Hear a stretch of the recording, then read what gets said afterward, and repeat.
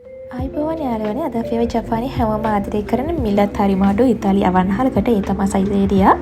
අද අපි බලමු මෙතන කෑම මොන වගේද සහ මිල ගණන් කොහොමද කියලා.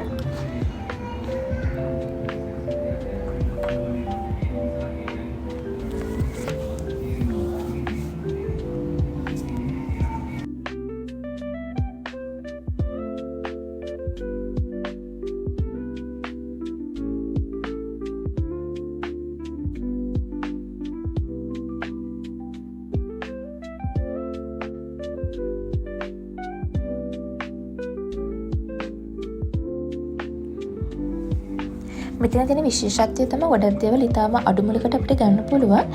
අපි අද පවුලේ හැමෝටම ඇති වෙන පීසා වර්ග තුනක්, ස්ටික් සහ තවත් සයිඩ් ඩිෂස් කිහිපයක් ඕඩර් කරා.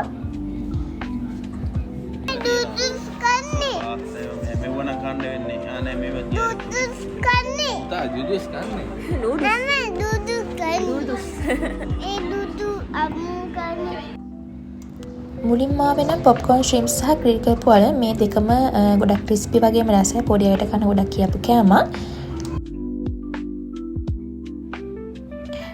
මෙන්න මේ ඉතාලි විලාසිතාවේ හැම්බර්ගර් ස්ටික් එක නම් අනිවාර්යයෙන්ම try කරන්න ඕන එකක්. මේක හරිම juicy වගේම soft. ජපානයේ සයිසේරියා යනවා නම් මෙතන තියෙන ඩ්‍රින්ක් බාර් එක අමතක කරන්න බෑ ඔයාලට.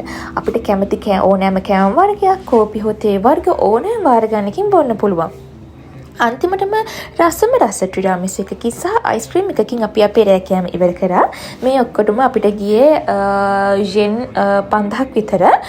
ඉතින් ඔයාලා ජපානයේ ඉන්නවනම් සයිසේරියා පැත්තේ වැඩි රස බලන්න පුළුවන්. වීඩියෝ එකට කැමති නම් ලයික් එකක් දාලා අපිව සබ්ස්ක්‍රයිබ් කරන්න. ඊළඟ වීඩියෝ එකකින් හමු වෙමු. බයි බයි.